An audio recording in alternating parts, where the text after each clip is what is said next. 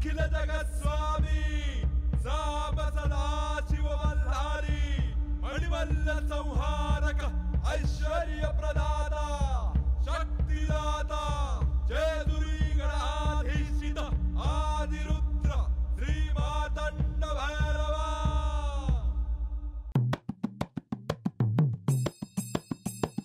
जय देव जय देव जय देव जय देव जय देव जय शिव मातंडा।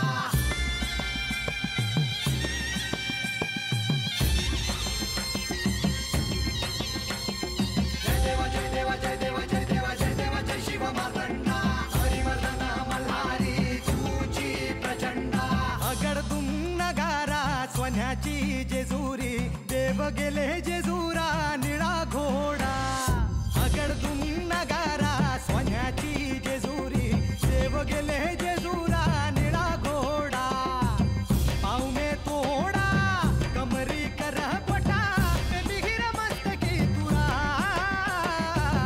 खोबऱ्याचा कुटका भंडाऱ्याचा भडका बोल अहंकारा सदानंदाचा येळकोट सदानंदाचा येळकोट। जय देव जय देव जय देव जय देव जय देव जय शिव मातंडा। जय देव जय देव जय देव जय देव जय देव जय शिव मातंडा। हरिवर्धन मल्हारी तुझी प्रचंडा। जय देव जय देव जय देव जय देव जय देव जय शिव मातंडा। हरिवर्धन मल्हारी तुझी प्रचंडा।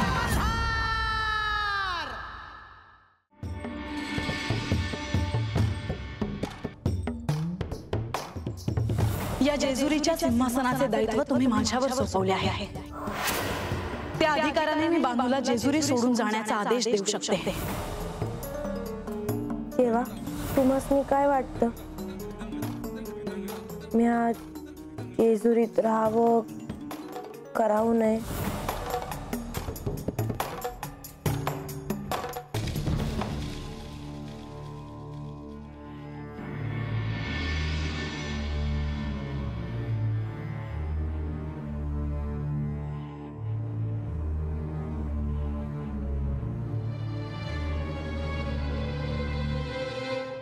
काय हे गणेश? माते तू अशी गप्प का आहेस? नको विचारूस मला। असं का? माझ्यावर रागवली आहेस का? माझं काय चुकलं आहे का? नाही, मी माझ्यावरच रागवले आहे। माझंच सगळं चुकलं आहे। असं नको ना म्हणू माते। माता म्हणतोस आणि मला तू काही सांगतही नाहीस। त्या बानूला श्री विष्णू आणि श्री महालक्ष्मी देवींचे दर्शन झालं हे तुला ठाऊक असूनही तू मला का नाही सांगितलंस?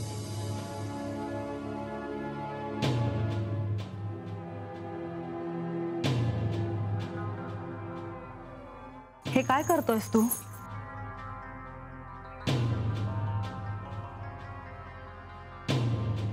पण तू कुठे मला सांगितलंस की तुझ्या आणि पार्वतीची भेट कशी झाली ते? एवढी एकच सुखावह घटना घडली आहे। माते मी एक सांगू? जर तुला खरंच बानू नको असेल तर लवकरच एक संधी चालून येईल। खरंच? पण तू काय निर्णय घेते आहेस ह्यावर सगळं अवलंबून आहे। तुला आजच कसं सुचलं हे सांगायचं? तुला सहाय्य व्हावे म्हणून। जर खरंच बानू जेजुरी सोडून गेली तर मी तुला खूप लाडू करून देईन आणि सगळ्यांना वाटे नाही। असं झालं तर काय होईल याचा मीही विचार करतो। असंच होणार।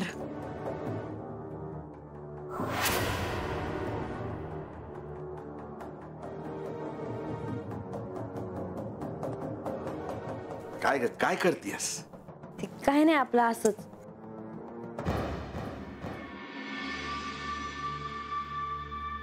अरे उभा का आहेस? बस की वाईज।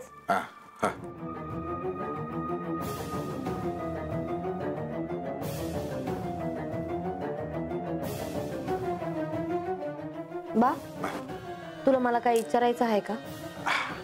अगं नाही, असं काय नाही बघ। बा तुला खोटं बोलता येत नाही, तो तुला जे सांगायचंय ते सांग। देवाचं न तुझं काय बोलणं झालं का आधी मध्ये? तुला बी ठाव आहे का देव 15 2 वेळाच येतात। अगं होय, पण आता देव आलं नाहीत. वय काय बाय काम असेल त्यासनी. या येळेला देव आलं ना का बैजवर बोलून घे समजा. तुझ्या मनात काय आहे ते सांग, मी विचारते त्यासनी. असं किती दिवस चालायचं ग? गडावर म्हाळसा देवी तुझा राग राग करते. तुला न देवाला एका ठिकाणी राहता बी येत नाही. समद्या मोर किती पान उतारा वाहत राहणार तुझा. मला ठाव आहे ग, मी असं बोललेलं तुला नाही आवडत, पण बोललं नाही ना तर माझा जीव राहत नाही बघ. मी नाही विचार करत या समध्याचा. एक डाव देवांच्या पायावर यो जीव ओवाळून टाकलाय म्हणल्यावर माय बाप भाऊ बन देव समज तेच आहेत माझं. अनार माझ्यासाठी त्यांनी 12 वर्ष म्हातर होऊन चाकरी केली, तेव्हा आता मला हात राहायला न गवय. म्याच त्यासनी बोल लावलं तर काय मिळवल म्या. त्यांची इच्छा असल तसंच होणार. अगं वय, बरं उद्या देवासनी म्हाळसा देवींचं ऐकायला लागलं तर तू काय करशील?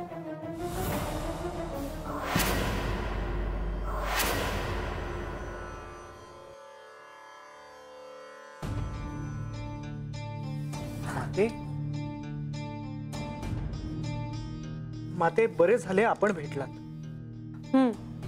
काही काम आहे का? मी श्री खंडेरायांकडे निघालो होतो. आख्यानात काय झाले हे आपण पाहिलेच. आता यापुढे काय करायचे हा मला पडलेला मोठा प्रश्नच आहे. तुम्ही श्री खंडेरायांना भेटून या, मग बोलू आपण. नारायण नारायण. माते, मला असे वाटते की आपणही माझ्या सोबत श्री खंडेरायांकडे यावे आणि माझ्या म्हणण्याला सहमती द्यावी. परंतु आता तर तुम्ही थेट त्यांच्याकडे जायला निघाला होता ना? हो, पण आपण भेटलात आणि माझ्या मनात असा विचार आला. मुनिवर, मला वाटतं की तुम्ही जाऊन यावं. माते, माझ्यासाठी हा गंभीर प्रश्न आहे. माझी आपणाला प्रार्थना आहे की आपणही माझ्या सोबत श्री खंडेरायांकडे यावे. आपण असलात तर ते माझे म्हणणे गंभीरपणे घेतील. बर, चला. नारायण नारायण.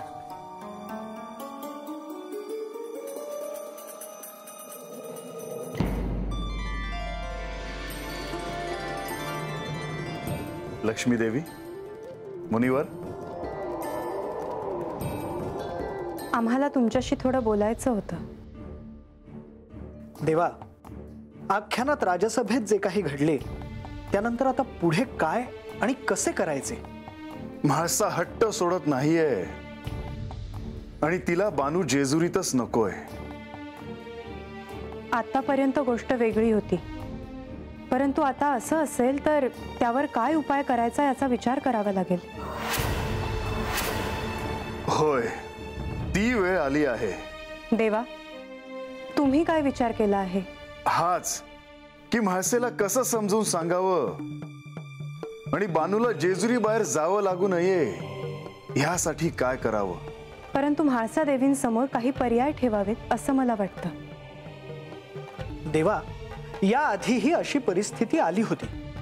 तेव्हा आपला बानूशी विवाह झालेला नव्हता आणि बानूकडे कसे जायचे हा प्रश्न होता. त्यावेळी सारीपाट हा पर्याय होता. सारीपाट? म्हाळसा ते स्वीकारणार नाही. म्हाळसेला ठाऊक आहे की सारीपाट खेळून तिच्या हाती काहीच लागलं नाही. मला असे वाटते की त्या सारीपाट खेळायला तयार होतील. हा सारीपाट कोणामध्ये खेळला जाणार? श्री म्हाळसा देवी आणि बानू यांच्यामध्ये.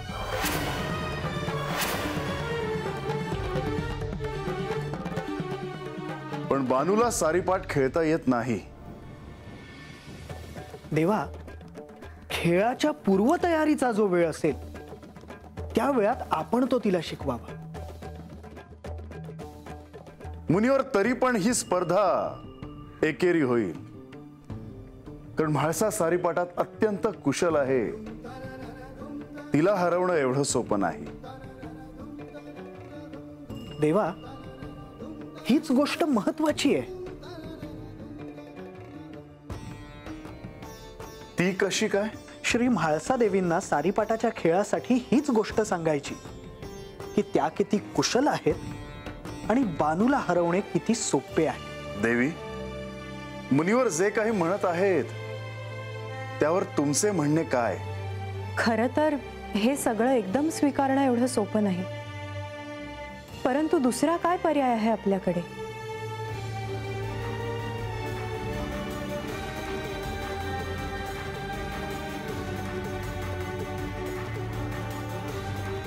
त्यामुळे ह्यावर विचार करावा असं मला वाटतं. पण म्हाळसा सारीपाट खेळायला सिद्ध होणार नाही. मला देखील असंच वाटतं, कारण सर्व लोकांसमक्ष सारीपाट खेळणं त्यांना आवडणार नाही. परंतु जर या सारीपाटाची गुप्तता पाळली गेली तर त्या सारीपाट खेळण्यास तयार होऊ शकतात. याचा अर्थ हा सारीपाट खेळला जाईल तो काही अटींवर, आणि या सारीपाटाच्या खेळासाठी दोघींनाही पुन्हा काहीतरी पणाला लावावं लागेल. ह्या खेळात पण काय असेल हे आपण नंतर पाहू, परंतु बानूला जेजुरी सोडून जावं लागू नये हे साध्य होईल असं आपण बघूया. लक्ष्मी देवी, मुनिवर, आपण फार मोठ्या गोष्टीला हात घालतो आहे. जर बानू ह्या सारीपाटात जिंकली तर तिला जेजुरी सोडून नाही जावं लागणार, पण जर म्हाळसा जिंकली तर बानूला सर्व काही सोडून जावं लागेल.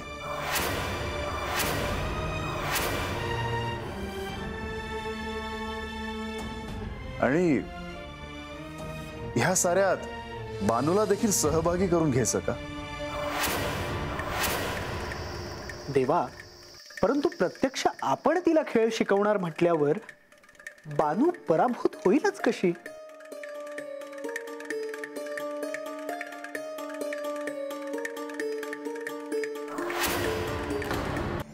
सारीपाट हा असा खेळ आहे की दान काय पडणार आहे हे कोणालाच माहित नसतं. मीही सारीपाटात पराभूत झालोच होतो. परंतु देवा, तुम्हाला तेच तर हवे होते. होय,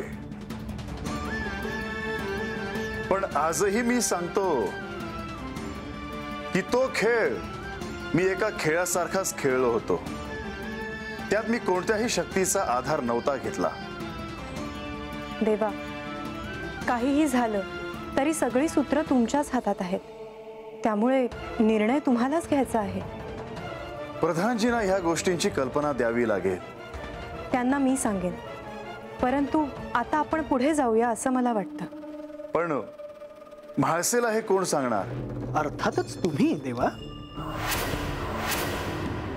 नाही, कल्पना तुमची आहे तेव्हा हे तुम्हीच सांगावे. हे कार्य अतिशय कठीण आहे देवा. हो ना, पण जसे तुम्ही मला सोपे करून सांगितलेत तसेच ते म्हाळसेला सांगावे.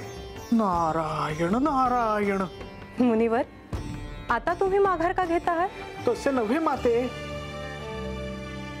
मी म्हाळसा देवींसमोर असे काही बोलून जाऊ नये की ज्यामुळे अर्थाचा अनर्थ व्हायचा.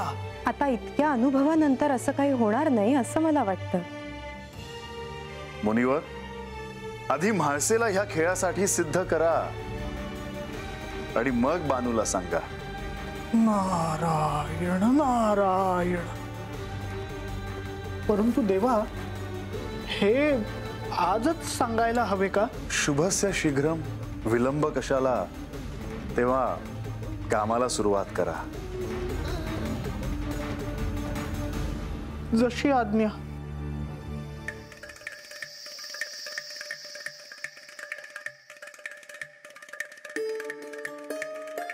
नारायण नारायण. देवी,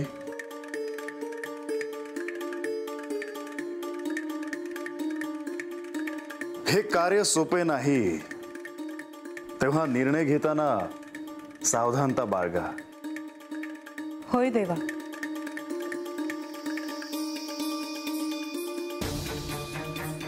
देवी, देवी, कुणीच कसे नाही. देवी, देवी, प्रणाम देवी. पूर्वकल्पना न देता चालू. आसन ग्रहण करावे मुनिवर. नाही, नको. आज बानूच्या वाड्यावर न जाता इकडे कशी वाट चुकलात? आख्याना व्यतिरिक्त आपली भेट नाही देवी, म्हणून आलो. अंतःपुरात कसली गुप्त भेट सुरू होती? अगदीच अनौपचारिक, विशेष असे काही नाही. या जेजुरी गडावर कुठे काय सुरू आहे हे मला इथे बसूनही कळतं मुनिवर. मी समजू शकतो देवी.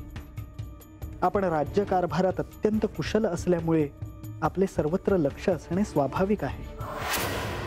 आपण सम्राज्ञी आहात. हो, पण हे स्थान काय आहे हे कुणालाच ठाऊक नाही. या सिंहासनाचा अधिकार काय आहे हे कुणालाच कळलं नाही बहुतेक. देवी, आपण असे का म्हणता आहात? या सिंहासनाचे महत्व सर्वश्रुत आहे. श्री खंडेराय इथे नसताना 12 वर्ष आपण प्रजेचे पालन आणि संरक्षण केले. हे कुणी कसे विसरेल? पण या सिंहासनाच्या अधिकाराचा उपयोग मी कसा करू शकते याची कल्पना तुम्हालाही नाही मुनिवर. क्षमा असावी देवी, परंतु मला नाही समजले. तुमच्या शिष्येचे काहीच दिवस राहिले आहेत आता या जेजुरीत. खूप सहन केलं मी, खूप संधी दिली, पण आता नाही. केवळ भावनेने राज्यही चालवता येत नाही आणि संसारही नाही मुनिवर. आपण काही निर्णय घेतला आहे का? निर्णय मी केव्हाच घेतला आहे. केवळ तो अंमलात आणण्याची वेळ पाहते आहे. तुमच्या बानूला मी सम्राज्ञी म्हणून ही जेजुरी सोडण्याचा आदेश देणार आहे. आणि मुनिवर, तुम्हाला ठाऊकच आहे की मी निर्णय घेतल्यावर काय होतं ते. नारायण नारायण. खूप अनपेक्षित होतं ना? हो, म्हणजे मलाही खूप अनपेक्षित होतं. चौथीची वरात वाजत गाजत दारात आली ते. हो, मी समजू शकतो. काहीतरीच काय मुनिवर, हे म्हाळसाचं दुःख आहे. ते तुम्हालाच काय, कुणालाच नाही समजणार. कारण म्हाळसाने जे खंडेरायांवर प्रेम केलं आहे ते कुणीही नाही करू शकत. नारायण नारायण. आता हे लगेच जाऊन बानूला सांगू नका. नाही देवी, तिलाही कळू द्या ना. अनपेक्षित गोष्टी समोर आल्या की काय वाटतं ते. हो, तिला कळायलाच हवं. तुम्हाला विचारायचे राहूनच गेले. तुम्ही काय सांगायला आला होतात? नारायण नारायण. मी जे सांगायला आलो होतो ते राहूनच गेले. त्यासाठी पुन्हा योग्य वेळ पाहावी लागेल. मुनिवर, आपले दर्शन व्हावे एवढीच इच्छा होती देवी. मुनिवर, तुम्हाला असत्य बोलावं लागतंय हो ना? खरं तर हो, परंतु योग्य वेळ असेल तेव्हाच बोलेन. मी वाट पाहेन. आज्ञा असावी.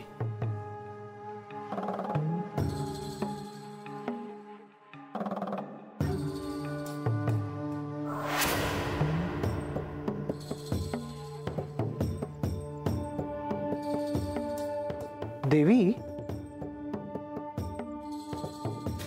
तुम्ही प्रयत्न करून पहा. अन्यथा बानूला जेजुरी बाहेर घालवण्याचा माझ्याकडेही एक उपाय आहे. येतो.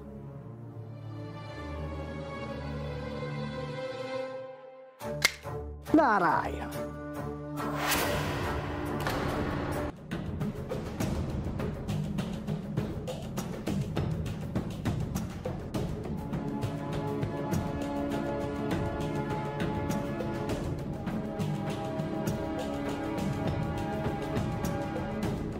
मला कळालं नारद मुनी इथे आले होते.